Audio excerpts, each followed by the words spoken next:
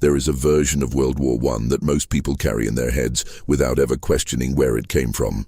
It involves mud, yes, and trenches, and the vague idea of young men going over the top. It involves poppies. It involves a kind of noble suffering, a sacrifice that meant something, a generation lost but not wasted. That version is not entirely wrong, but it is carefully incomplete. The parts that were removed from it were removed for reasons, and those reasons say as much about the war as the war itself does. What actually happened between 1914 and 1918 was not a tragedy in the classical sense. A tragedy implies a fall from a great height, a recognition of error, a moment of understanding before the end. World War I had none of that.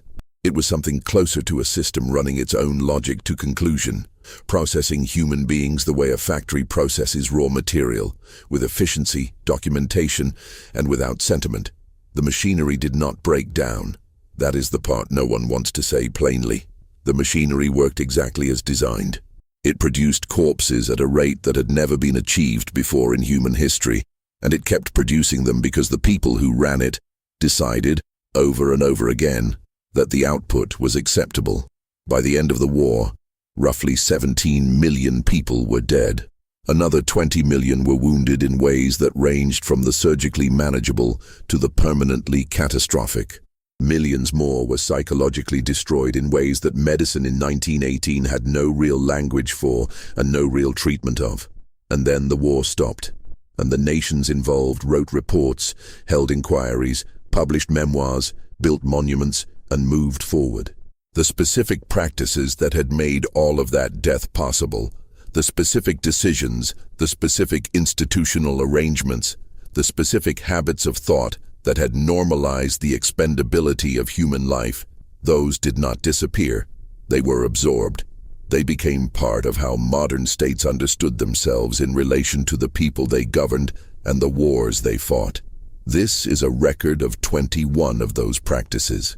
Not the most famous ones, not the ones that appear in history textbooks under headings about strategic failure or military innovation. These are the ones that were quietly accepted, quietly standardized, and quietly passed forward into the century that followed. The first practice was the suppression of accurate casualty reporting in real time. From the earliest weeks of the war, the governments of Britain, France, Germany, and the other major powers made a coordinated decision to manage what their populations knew about how many men were dying and under what circumstances. This was not a secret conspiracy in the dramatic sense. It was a bureaucratic decision made by people who believed, and perhaps correctly in a narrow sense, that accurate information would undermine the public will to continue fighting. Newspapers in Britain were subject to military censorship almost immediately after the war began. Correspondents at the front were restricted in what they could report, where they could go, and what language they could use. The word slaughter, for instance, was essentially banned from military dispatches. The phrase heavy casualties was permitted. The specific numbers behind that phrase were not. The effect of this was that families in London, Paris, Berlin, and Vienna were receiving official notifications that their sons or husbands had been killed, while simultaneously reading newspapers that described the front as a site of heroic struggle rather than industrialized death. The gap between those two realities was enormous, and it was maintained deliberately. Soldiers on leave who tried to describe what they had actually seen were often disbelieved, or were socially pressured into silence because accurate description made them seem unstable or unpatriotic. The suppression was not total. It never is. But it was systematic enough that the home front populations of the major powers did not develop a clear understanding of the actual conditions at the front until relatively late in the war, and in some cases, not until years after it ended. What made this practice so consequential was not just that it continued the war by maintaining public support. It was that it established a template. Governments learned that they could manage populations through the selective release of casualty information, that people would accept deaths they could not fully count or contextualize, and that the gap between official language and physical reality could be maintained indefinitely as long as the official language was consistent and authoritative. That lesson was not forgotten. The second practice was the use of exhausted men as the primary operational unit. This sounds like a description of a problem, but it was actually a policy. The British Army, for example, developed a system of rotation that was designed not primarily to rest soldiers, but to maintain a continuously operational fighting force with the minimum number of men required to do so. Soldiers were cycled through periods of frontline duty, support trenches, and reserve positions on a schedule that was calculated based on operational need rather than human recovery.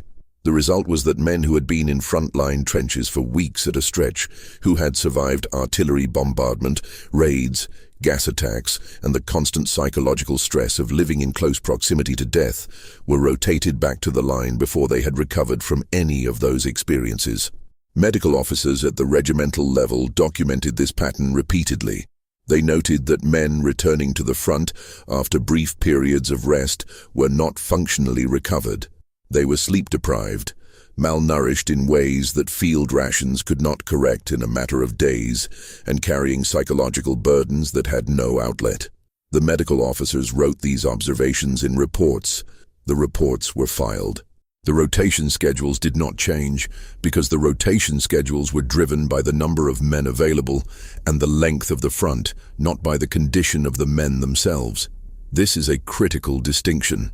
The British High Command was not unaware that its men were exhausted. It knew. The decision to continue using exhausted men as the primary operational unit was not made in ignorance. It was made because the alternative, reducing operational tempo to allow genuine recovery, was judged to be strategically unacceptable. The enemy was also exhausted. The question was not whether men could fight in an optimal state, but whether they could fight at all. The threshold was set accordingly. The third practice was the administrative classification of shell shock as a disciplinary rather than medical problem. This is perhaps the most documented of the suppressed realities of the First World War, but its full implications are still not widely understood. Shell shock, which we now understand as a form of what would later be called post-traumatic stress disorder, appeared in significant numbers among British soldiers from at least 1914 onward. The symptoms were varied but recognizable: uncontrollable tremors, inability to speak, paralysis without physical injury, nightmares so severe that sleep became impossible, complete dissociation from the surrounding environment, panic responses to sounds, particularly artillery. The initial institutional response to these symptoms was not medical curiosity, it was suspicion. The British military establishment's first working hypothesis was that men displaying these symptoms were malingering, which meant they were faking illness to avoid combat. This hypothesis was not based on clinical investigation. It was based on the prior assumption that real soldiers did not break down, and therefore men who appeared to be breaking down were probably not real soldiers in the relevant sense. The implication was disciplinary rather than medical. Men suspected of malingering could be court-martialed. Men who refused to return to the front after displaying shell shock symptoms could be charged with cowardice. Between 1914 and 1918, the British Army executed 306 of its own soldiers for offences including cowardice and desertion. A significant proportion of these men were almost certainly suffering from what would now be recognized as severe psychological trauma. The Army knew this was a possibility. There were military doctors who argued explicitly that many of the men being charged with cowardice were clinically unwell, and that execution would not address the underlying condition. These arguments were heard, recorded, and largely disregarded. The executions continued because the institutional need to maintain discipline was judged more important than the clinical reality of individual soldiers. The classification shifted over time. By 1917 and 1918, shell shock was being treated as a medical condition in some settings, particularly at facilities like Craiglockhart in Scotland, where doctors like WHR Rivers were developing early versions of what would become psychotherapeutic treatment. But the shift was partial and inconsistent. At the same time that Craiglockhart was treating officers with what amounted to early trauma therapy, Ordinary soldiers at the front were still being threatened with court-martial for displaying the same symptoms. The class distinction here was explicit and documented. Officers were more likely to be treated medically. Other ranks were more likely to be treated punitively. This was not an accident of policy. It reflected a belief that officers possessed a different kind of psychological constitution, or at least a different kind of social worth that warranted different handling. The fourth practice was the systematic underreporting of gas casualty data in official records. Chemical warfare was introduced by Germany in April 1915 at Ypres, when chlorine gas was released along a 4-mile front. The subsequent development and deployment of various chemical agents, including phosgene, mustard gas, and others, created a category of wound that the military medical system was not prepared to handle, and that the official record-keeping apparatus was not designed to capture accurately. The underreporting was not always deliberate falsification. Some of it was structural. Men who died from gas exposure days or weeks after a gas attack were often classified as having died from other causes, particularly respiratory failure, which was accurate in a narrow sense but obscured the causal chain. Men who survived gas exposure but were permanently disabled by lung damage, skin damage, or eye damage were classified in ways that did not always flag the specific agent responsible. The cumulative effect was that the total human cost of chemical warfare during the First World War was consistently lower in official figures than in the actual experience of the men who survived it. The underreporting also served a diplomatic function. Gas warfare was widely regarded as a violation of existing conventions on acceptable methods of warfare. Even in 1915, none of the major powers wanted their own use of gas to be too precisely documented. The British began using gas in September 1915 at the Battle of Loos, and from that point forward, all major belligerents had an interest in a certain amount of statistical fog around chemical casualties. The result was that the actual scale of gas warfare's impact on human bodies was not fully known during the war and has only been partially reconstructed by historians working from fragmentary records. The fifth practice was the use of underage soldiers with official knowledge and sanction. The minimum enlistment age in Britain at the start of the war was 19 for overseas service. In practice, recruiters across Britain accepted boys as young as 14, 15, and 16 without serious age verification. The pressure to maintain recruitment numbers after the initial volunteer surge began to decline meant that recruiters had strong institutional incentives to accept anyone who presented themselves, regardless of obvious youth. The army knew this, not in a vague, plausibly deniable sense. There is documentation from regimental records and War Office files showing that the underageness of soldiers was identified, noted, and in the majority of cases, ignored. Parents who wrote to the War Office to report that their sons were underage and to request their return sometimes received their sons back. More often, they received a reply explaining that the Army could not disrupt active operations to locate and return individual soldiers of uncertain age. By some estimates, around 250,000 underage soldiers served in the British forces alone during the war. The number who were killed is not precisely known because age was not always recorded accurately in death records, but the figure is certainly in the thousands. The sixth practice was the deliberate withholding of information from soldiers about the conditions they were about to enter. Men were trained, transported, and deployed into the Western Front without being given accurate information about what they would encounter there. This was partly a security measure, partly a function of the belief that accurate foreknowledge would create morale problems, and partly a reflection of the fact that no training environment could adequately replicate the conditions of trench warfare in any case.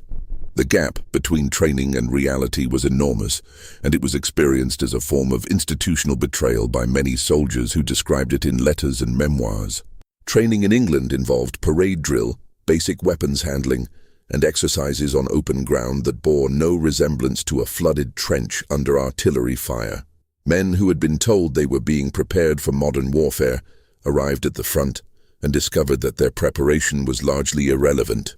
The skills that kept people alive at the front, understanding artillery trajectories, reading the sounds of incoming shells, knowing when and how to move under fire, recognizing the particular dangers of specific sections of trench, were skills that could only be learned at the front itself, at the cost of significant casualties among men who were essentially learning by surviving.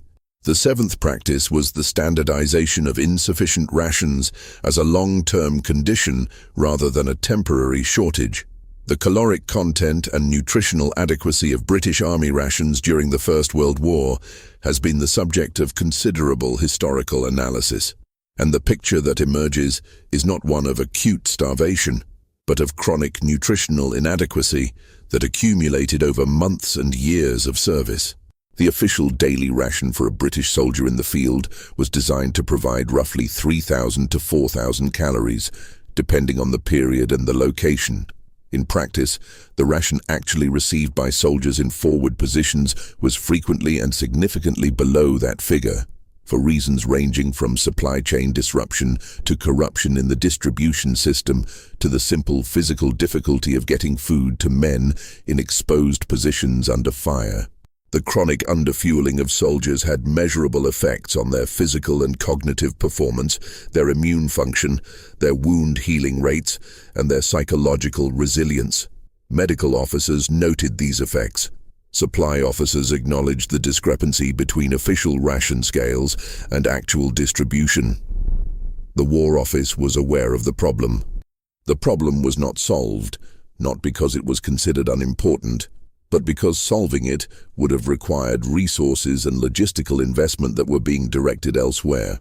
The decision to accept chronic nutritional inadequacy as a baseline condition of service was made implicitly through the allocation of priorities, rather than explicitly through policy statements. That made it harder to challenge and easier to normalize. The eighth practice was the use of troops with known and documented illness in frontline operations.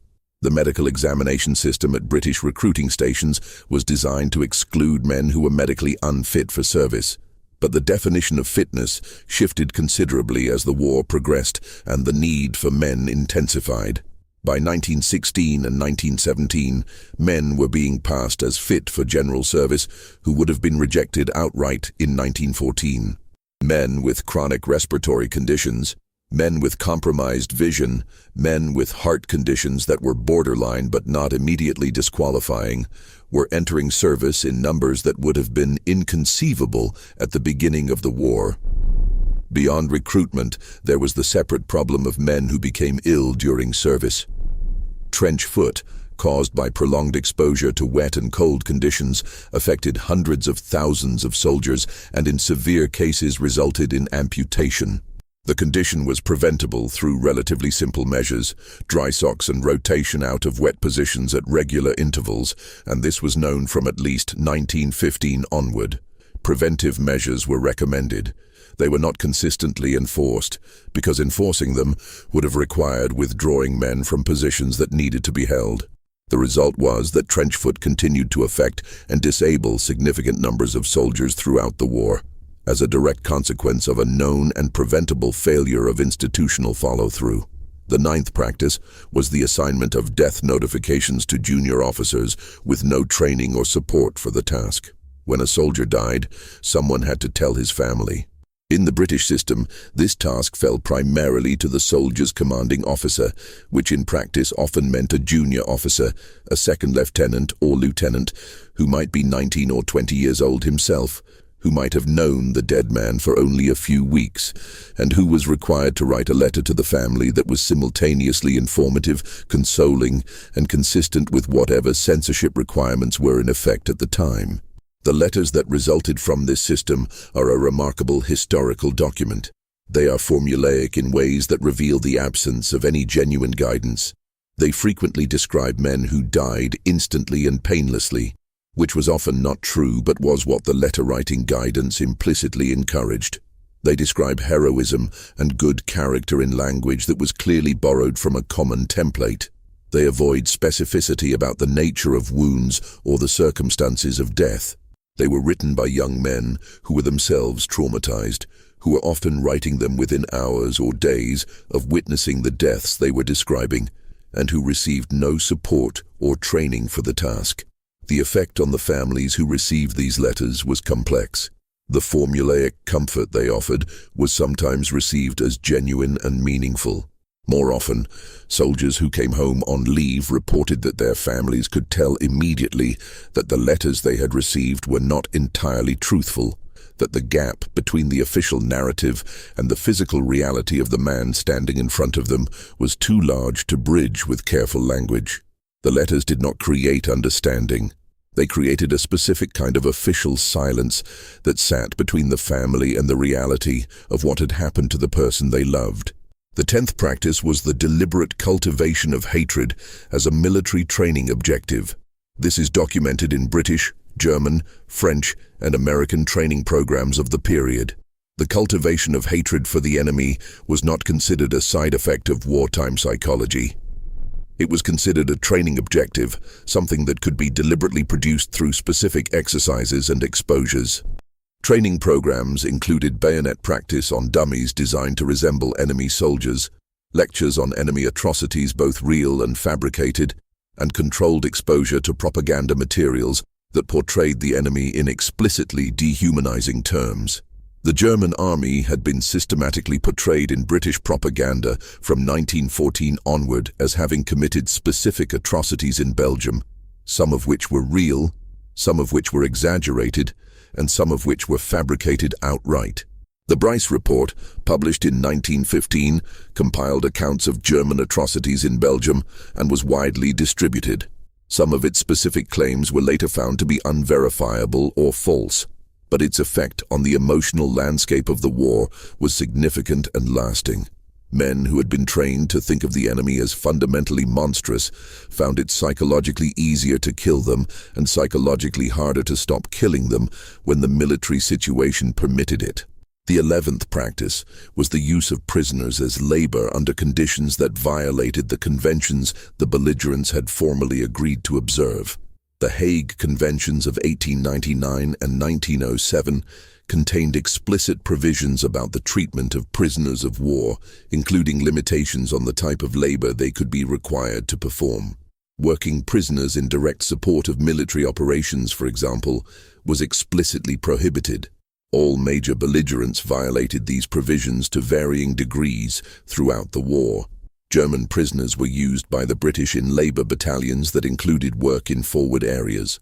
British prisoners were used by Germany in agricultural and industrial work that directly supported the German war economy. The violations were documented and protested through diplomatic channels, including the International Committee of the Red Cross, which was attempting to monitor prisoner conditions across all the major belligerents. The protests were received, acknowledged, and largely without effect. Each side pointed to the other's violations as justification for its own. The conventions became a kind of aspirational language that all parties invoked and most parties ignored in practice. The practical result was that several 100,000 prisoners of war on all sides were subjected to conditions of labor and confinement that were explicitly illegal under the agreements their governments had signed. The 12th practice was the bureaucratic management of grief through standardized forms and procedural delays. When a British soldier died, his family did not receive immediate notification. They received, in sequence, a telegram informing them that the soldier was missing, then a letter from his commanding officer, then eventually, if the death was confirmed, an official death certificate and a set of forms related to the disposition of the soldier's personal effects and the administration of any pension entitlements. This process took weeks or months. The gap between the moment of death and the official confirmation of death was filled by a specific kind of administrative limbo, during which families were officially designated as the families of missing soldiers rather than the families of dead ones. This procedural delay was not entirely deliberate cruelty. Some of it reflected genuine uncertainty about the fates of men who had died in chaotic circumstances where identification was difficult. But some of it was structural to the bureaucratic system itself, which processed deaths at the speed of paperwork rather than the speed of human need. Families waiting for confirmation of a son's or husband's death were not being considered as people in a state of acute distress. They were being processed as administrative cases in a queue. The 13th practice was the maintenance of class hierarchy within the military system in ways that directly affected survival rates. Officers died at significantly lower rates than other ranks in some phases of the war, and at significantly higher rates in others. But the more important class distinction was in the quality of medical treatment received, the quality of accommodation in training and rest, the quality of food, the access to leave, and the access to administrative relief from the most dangerous assignments. These distinctions were not secret. They were built into the formal structure of the army and reflected the broader class assumptions of British society at the time. The practical consequence was that a working-class soldier and an officer experiencing identical wounds in the same battle had statistically different outcomes, because the working-class soldier was more likely to wait longer for medical treatment, to be treated at a lower level of the medical chain, to receive less thorough post-surgical care, and to be returned to the front more quickly after recovery. These differences compounded over the course of a long war. Men who survived serious wounds multiple times were most often men who had access to the better end of the military medical system. The distribution of that access followed class lines with remarkable consistency. The 14th practice was the continuation of operations during confirmed epidemic disease outbreaks within fighting units. The influenza pandemic of 1918, which ultimately killed more people worldwide than the war itself, reached the Western Front in the spring and summer of that year. Military commanders on both sides were aware that their forces were experiencing severe illness. The British Expeditionary Force reported tens of thousands of influenza cases in the spring of 1918. American forces arriving in France brought the disease with them and distributed it throughout the Allied lines. The decision about whether to continue operations during the outbreak was made on military rather than public health grounds. If operations were operationally necessary, they continued. The fact that men were fighting while severely ill, that men were dying of influenza in addition to wounds, that the overall fighting effectiveness of units was significantly degraded by illness, these were factors that entered military planning as numbers, as degraded unit strength figures, rather than as human realities requiring a different kind of response. The pandemic killed an estimated 50 million people worldwide. At the front, it killed soldiers who were already weakened by years of service, inadequate nutrition, and accumulated psychological damage. The operations continued. The 15th practice was the use of colonial troops in the most dangerous assignments with the least recognition. Britain, France, and other colonial powers deployed soldiers from their colonial territories on the Western Front and in other theaters of the war. Indian troops served in France, Mesopotamia, and elsewhere. West African and North African troops served in France under French command. Caribbean troops served with British forces. These men died in proportionate numbers. They received pensions and recognition in proportionate numbers that were consistently lower than those received by white soldiers from the metropolitan countries.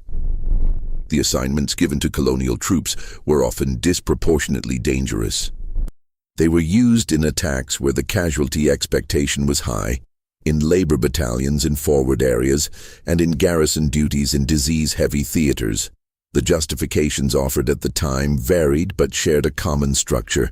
The implicit assumption that the lives of colonial soldiers were less costly to expend than the lives of metropolitan ones. This assumption was not articulated as policy in most official documents. It operated through the texture of command decisions, assignment patterns, and resource allocation. The result was a pattern of exploitation that was documented in real time by some observers and denied by others, and that has been only partially acknowledged in the official memorial traditions of the countries that benefited from it. The 16th practice was the continuation of officer promotions based on social connection and regimental tradition, rather than demonstrated tactical competence. The British Army in particular entered the war with a command culture that valued social breeding, family connection, and regimental loyalty over the specific tactical and operational skills that trench warfare required. Officers were promoted and given command based on criteria that had made sense in a very different kind of military context and that were demonstrably inadequate for the conditions of the Western Front. The cost of this was paid by the men under those officers' command. When an officer lacked the tactical knowledge to understand artillery support coordination, the men in his unit died in avoidable ways. When an officer lacked the confidence to challenge orders he knew to be suicidal, the men in his unit went over the top regardless. When an officer lacked the basic empathy to recognize and respond to signs of psychological breakdown in his men, those men fell through the institutional cracks until they broke completely. The reform of the officer selection and training system happened slowly and partially throughout the war. The reforms that did happen were driven by catastrophic failure, not by anticipatory intelligence. Each improvement came after a sufficient number of men had died to make the inadequacy of the existing system undeniable. The 17th practice was the systematic destruction of letters and other personal documents that contained information the authorities considered harmful to morale or useful to the enemy. Mail from soldiers to their families passed through a censorship system that was designed to remove references to specific locations, unit identifications, and other operationally sensitive information. In practice, it also removed descriptions of conditions that the military considered likely to reduce public morale. Letters that described the smell of unburied bodies, the conditions of shell-shock casualties, the reality of a failed attack, were confiscated, or had those passages removed before delivery. The soldiers knew their letters were being read. This knowledge shaped what they wrote, which created a further gap between what could be said in writing and what was actually being experienced. The space of unsayable things expanded throughout the war as soldiers developed an increasingly clear sense of what would and would not pass censorship. The result was a systematic corruption of the only communication channel that might have bridged the gap between the front and the home front. The letters that got through were true, but they were not the whole truth, and the whole truth was exactly what the people receiving them most needed. The 18th practice was the continued deployment of men who had been identified by medical officers as unfit for further frontline service. The category of men who had been through enough, who had accumulated enough wounds, enough illness, enough psychological damage that a rational medical system would have permanently removed them from frontline duty, was a recognized category throughout the war.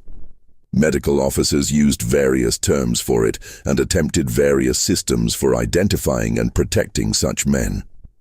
The systems were consistently overridden by the operational need for bodies.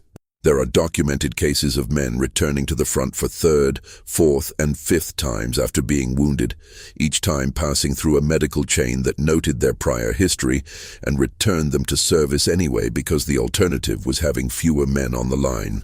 These men were not invisible to the system. They appeared in medical records, in regimental rosters, in the paperwork that tracked injuries and recoveries. The system saw them and sent them back regardless, because the accounting that mattered was the accounting of available bodies per foot of front, not the accounting of accumulated human damage per individual soldier. The 19th practice was the use of alcohol as a substitute for adequate psychological support in the immediate pre-attack period. The British Army issued rum rations to soldiers before major attacks. This practice was official, documented, and defended on the grounds that it reduced fear and improved fighting performance. What it actually did, insofar as anyone measured it honestly, was reduce the clarity with which men perceived and responded to the immediate dangers around them. It also created or reinforced alcohol dependence in a significant proportion of men who survived the war, a dependence that was poorly tracked and poorly treated in the post-war period. The use of rum before attacks was a tacit acknowledgement that the attacks being requested were beyond the normal psychological capacity of the men being asked to make them. If men could not be made to walk into machine gun fire through training, discipline, and morale, they could at least be made to walk into it through chemical alteration of their fear response. The rum ration was the military equivalent of a compassionate gesture that acknowledged what it was also enabling. The compassion and the exploitation were the same act. The 20th practice was the continuation of operations by commanders who knew they had failed their stated objectives, but could not admit failure without institutional consequences. The Somme is the most frequently cited example of this pattern, but it is far from the only one. At the Somme, British forces suffered nearly 60,000 casualties on the first day alone, and the attack continued for 4.5 months.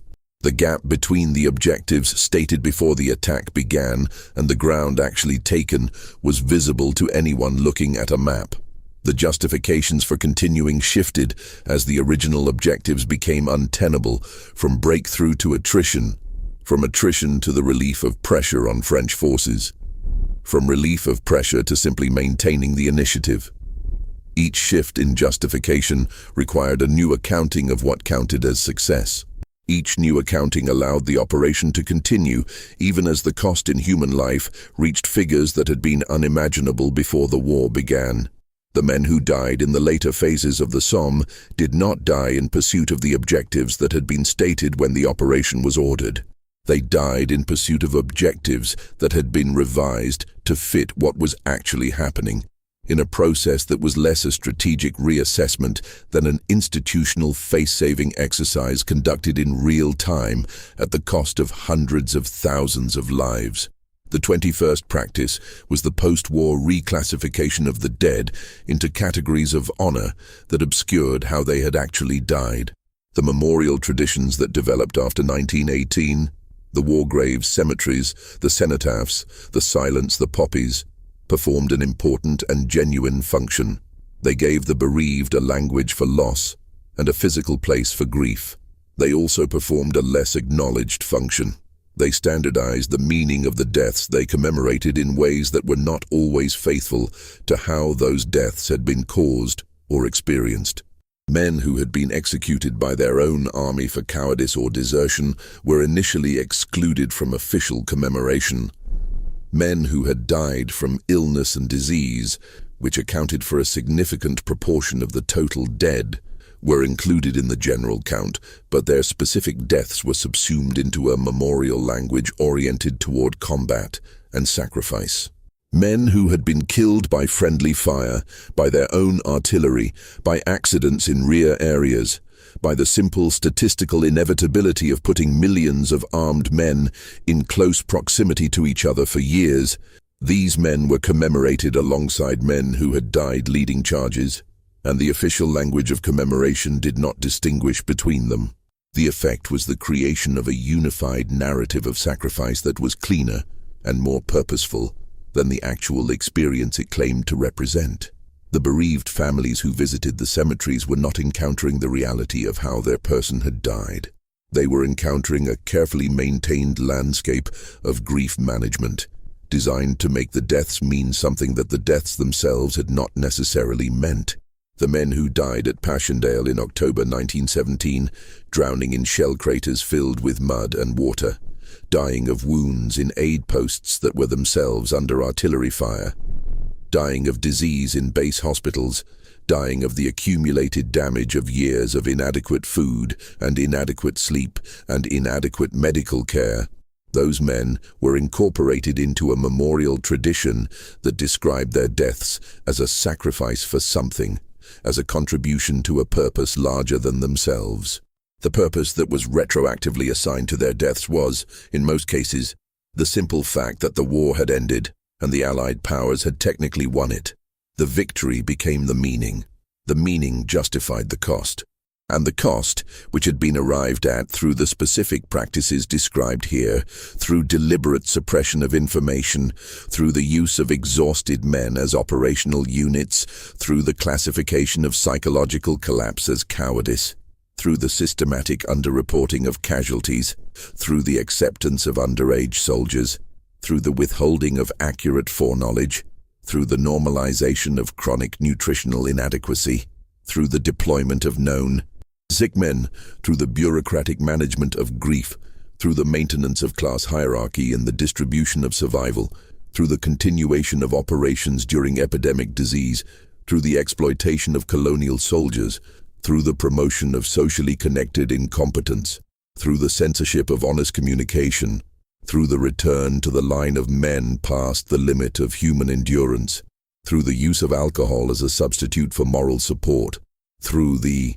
institutional inability to admit failure, and through the reclassification of all of it into a language of honor and sacrifice, that cost was absorbed. The generation that survived the war did not, in most cases, speak extensively about what they had seen and been part of. The silence was not only personal, it was institutional.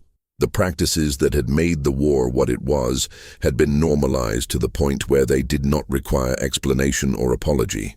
They had simply become what war was, what modern, industrial, organized war required, what states could ask of their citizens and what citizens could expect in return, which was primarily a grave in a well-maintained cemetery and a name on a monument in a town they had left years before and never come back to.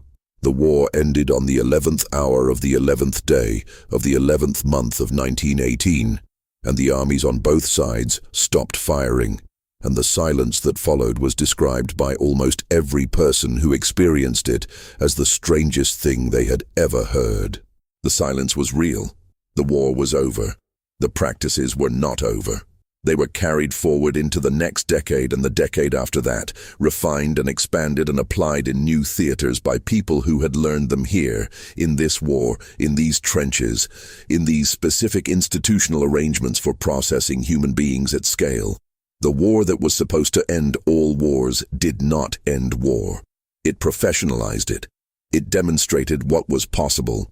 It showed, at a scale that had never been attempted before, exactly how many people a modern industrial state could kill in a given period of time while maintaining the organizational coherence required to continue killing.